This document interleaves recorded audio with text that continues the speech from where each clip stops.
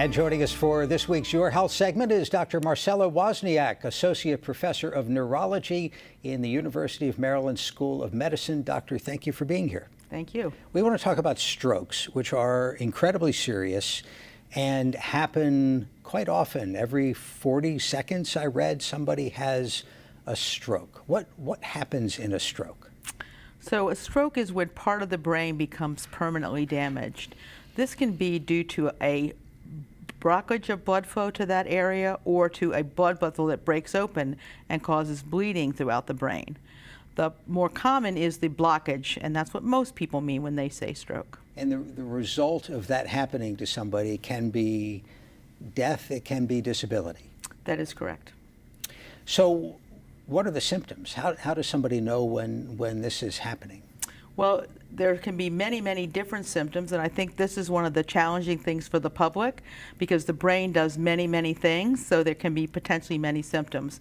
But the most important symptoms are the sudden onset of a problem involving either strength on the face or the body, sensation loss on the face or the body, difficulties with speech. And if those happen, we ask everyone to, if you have a suspicion for stroke, think time and call 911. And we're going to get into the way treatment is changing, the guidelines are changing. But I've always thought of it as something that happens on one side of the body or the other. You know, somebody loses mobility, sensation. Is that always the case? Yeah, so the most common symptoms will involve weakness on one side of the body or speech loss or vision loss on one side, with the other side being spared. But it really depends on where the stroke is involved. There are some very serious strokes where both sides of the body are affected. What can we do to avoid strokes? Who is susceptible? Yeah, so the most important things to know about stroke is that it can happen at any age, but it becomes more and more common the older you get. It's very important. So don't get old. That's the well, I guess I'll try to remember that. What I would say is that as you get older, remember to be good to yourself.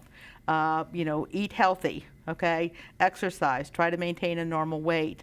If you have medical stroke risk factors like diabetes, hypertension, high cholesterol, please do everything you can to address those.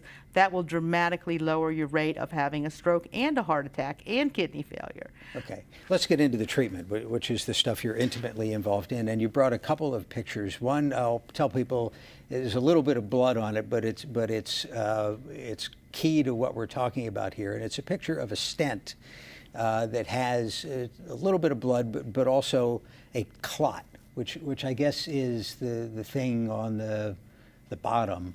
How big is that clot? That's probably about 3 to 4 millimeters in size, Okay. which seems quite small, but when you're talking about a blood vessel going up to the brain, 3 to 4 millimeters is a very large blood vessel, which is potentially supplying blood to half the brain.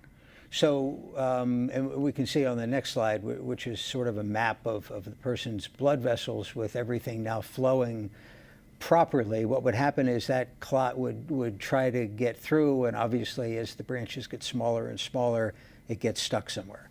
Yeah, so a clot that big would really be changing that picture that you're seeing now in a devastating way, and over half those blood vessels would not be seen because the blood vessel would be blocked by that clot. How's it get there? Where does it form there? Does it travel from somewhere else? It can form there, but very often the blood clot forms elsewhere, such as in the heart, especially if you have an abnormal heart rhythm called atrial fibrillation. It can also form in the blood vessels like the aorta or the carotid artery, where those are damaged over time by atherosclerosis. Now, the interesting thing about that stent was, you think about people have stents for various things, and they're put in and they tend to stay there. That's not what you do. That's correct. So we have been trying to extract blood clots for many years now, but it's only been within the past 3 years that we've had dramatic breakthroughs with these new devices called retrievable stents or stent retrievers. So these are deployed endovascularly with a catheter-based procedure. They are put in, they open the blood vessel up, but they also snare the blood vessel. And both the clot and the stent itself are taken out. So it's not left inside the heart, inside the brain like it would be inside the heart. Let me remind our viewers, if you have a question about strokes, treatment, prevention, give us a call. We'll have the number up on the screen. You can also email your questions now. The email address is livequestions@mpt.org, or you can tweet to @MPT News. Now, they used to have, I'm sure they still do, clot buster drugs, and that's how you would attack that clot. Is that still done? Yeah, so for patients who are having the common strokes, the blockage strokes, the most important thing is to call 911 and get into your nearest hospital right away to be evaluated. That clot-busting drug, the intravenous TPA, okay, can be given in many hospitals throughout the state of Maryland. We always try to give that first and as quickly as possible. The faster you get it, the better it works. Unfortunately, for some of these very large blood clots, which are going to cause devastating strokes, the clot buster is not able to chew through that large amount of thrombus. And so consequently, it's a new and dramatic improvement that over the last 3 years, these retrievable stents have shown benefit. And more excitingly, 3 years ago, we started using them for patients at less than 6 hours after onset.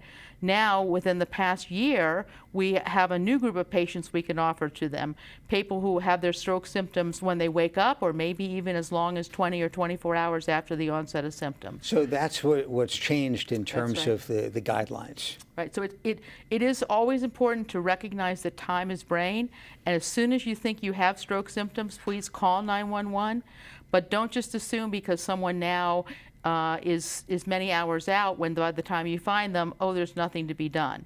We're understanding now we need to emergently look at all these patients and try to find the few, but the important few that we can try to help. And the cool thing is when you're able to help in that situation, I mean, I'm sure you've seen cases where there's been significant relief quickly. Absolutely. Our goal is to always do the thing that we know that will give people the best chance, which is try to get in there with the stent retrievers and remove the clot. Now, unfortunately, in some cases, damage has been done and the person is still going to have a large stroke. But in other cases, as often as 25 to 45% of the time, the patient actually will have a much smaller stroke and they actually will make a very good recovery. Some people are able to go home immediately, but many more people at 3 months are living on their own independently, not requiring any help from anyone else. So it really makes a dramatic difference in that group of patients. Let's take a phone call. Howard County, this is Dee. Dee, thank you for the call. Go ahead. Hi, I'm Stephen, Howard County. I'm calling to see how much of a factor, or learn how much of a factor family history is for stroke. For example, my father had a stroke, so my mother did not, but if you could talk about, how much of a factor family history is. Great question. Thank you, sir. In that regard. Thank you, Jeff. Yeah, actually, we're very interested in how family history and genetic influences combine with diet, exercise, and medical conditions that you have to increase your risk of stroke.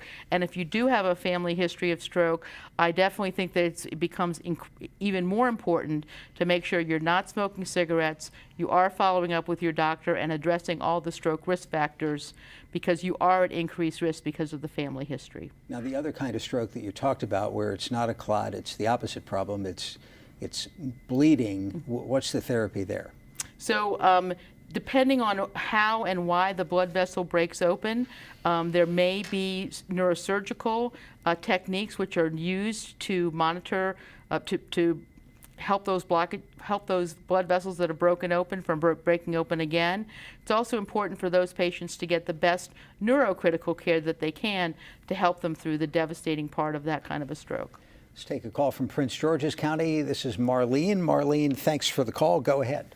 Yes, my husband has a blockage in one of the arteries in his neck, and they want to do a contrast, and he also has a kidney problems, and we don't know really what to do. Thank you very much, Marlene. Best of luck. Hard to give advice over the phone, but maybe talk about the broader issue there.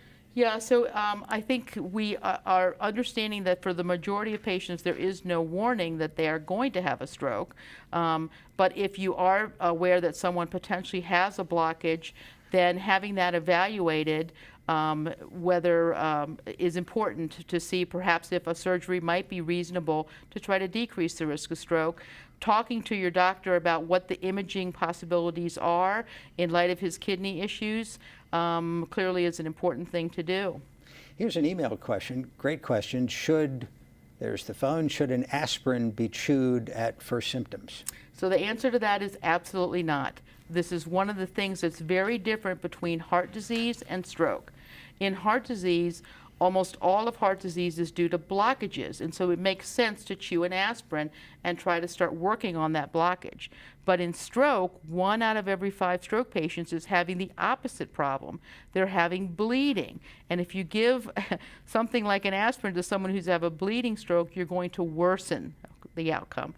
Other thing is many people who are having strokes have difficulty swallowing and chewing. So you don't want someone to choke on something in their mouth. Right. So please lie down, call 911 immediately. Do not give aspirin. Until we get them into the hospital and evaluate them, you don't know that that's the right thing to do.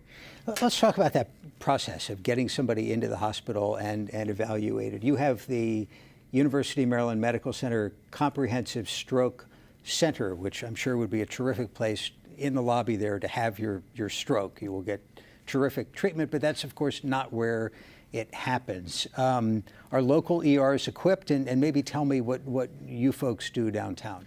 Yeah, so we are very fortunate here in the state of Maryland that we have a very coordinated response to stroke through MIMS, the Maryland Institute of Emergency Medical System Services. So many of the hospitals throughout the state of Maryland are designated as primary stroke centers. They have processes in place to immediately evaluate and give patients that clotbuster TPA if they need it, and to also immediately evaluate patients and then transfer them to either a comprehensive stroke center or to a endovascular capable stroke center where they could offer these stent retriever devices if needed. Let's take a call from Washington. This is Thomas or Tomas. Thank you for the call. Go ahead. Yes, hi. I'm calling to find out. I have a very close friend that had a transient ischemic attack. I guess the acronym is TIA. Yeah, I was calling to. Yes, we got it. You're having trouble with the delay there, but talk about TIAs. Right. So the majority of patients, unfortunately, don't have a warning that they're going to have a stroke, but somewhere about 1 in every 10 patients will have some transient or brief symptoms before the stroke that will warn them that they have an increased risk of having a stroke. So these transient ischemic attack are basically the exact symptoms that you'd have for a stroke: vision loss in one eye, or weakness on one side of the body, or difficulty speaking. But after 10, 15 minutes, suddenly the symptoms go away. Most people assume, hey, I'm okay, the symptoms went away. But in fact, that's a warning that you may be at increased risk of having a stroke in the next minutes or hours. So we suggest getting evaluated right away. How does it go away? Well, I mean, certainly it wasn't the bleeding kind. Exactly correct. So in this case, a blockage is formed. Your body has its own natural clot-busting TPA in itself. We're just giving more of it when we give it as a drug. But the body works really hard to try to break those blood clots open itself. They will push the blood vessels open. They increase the blood pressure. It does everything it can to try to convert that stroke into a TIA. It's only when that fails that then we need to do something else. Let's talk to Bernice in Baltimore County. Bernice, thanks for calling. Go ahead. Yeah, my question is, well, it's not really a question, it's a comment. I had a stroke 2 years ago, which started out with a bad headache, and I've never, hardly ever suffered from headaches. And I was given, my family says, okay, we'll give her ibuprofen, which I'm not supposed to take anyway. But they give me 2 ibuprofen, and my headache went away. And of course, I procrastinated a day or two until I couldn't, like the third day, I got to where I couldn't see. And now my stroke, it hit the back part of my brain, which impaired my vision. Okay, and I do see a neurologist up at Hopkins. But my question is, do I have to follow up for the rest of my life with a neurologist? Bernice, Yes, terrific. I had the stroke. I'm on blood thinners now. They put me on the blood thinners and everything. I mean, I'm under doctor's care, but I just thought it was unusual that mine was a headache, and I do have atrial fib, which I was taken off of blood thinners years ago. Wow. And just high dosages of aspirin. Bernice, But we have to now I leave it hear- there, but we're so glad you called. You sound terrific, and best of luck going forward. Reaction? Yeah, so I think atrial fibrillation is a major stroke risk factor, and the best medication for preventing a first stroke and second stroke, if you have atrial fibrillation, often is the more powerful blood thinners. Patients are often concerned about those because of the risk of bleeding, but in the majority of patients, actually, the benefit of blood thinners outweighs the increased risk of bleeding. It is very important, if you do have any suspicion whatsoever for stroke, not to just wait at home and see how you're going to feel, but to call 911 and get seen right away. And everybody's afraid of overreacting and looking foolish. Absolutely. And no one wants to come to the emergency room. I understand that. No one wants to call 911. But honestly, especially if you're a person who is having very typical symptoms of stroke, we talked about weakness on one side of the body, vision loss on one side of the body, speech problems. These are very characteristic symptoms from stroke. Call 911. Don't be afraid to come in. Let's quickly squeeze in a call from Baltimore County. Lorraine, you're on. Your question, please. My question is about AFib. I'd like to know if she has any recommendations for the Watchman. Thank you very much. Yeah, so for some selected patients who absolutely cannot receive long-term anticoagulation, there are some devices now which have been shown and approved by the FDA to lower the formation of blood clots in the heart itself. These really are only used in people who we cannot give the more powerful blood thinners to. So that's only a select group of patients. It's not really a replacement for the medical therapies. Dr. Wozniak, University of Maryland Medical, we appreciate your time. Thank you so much.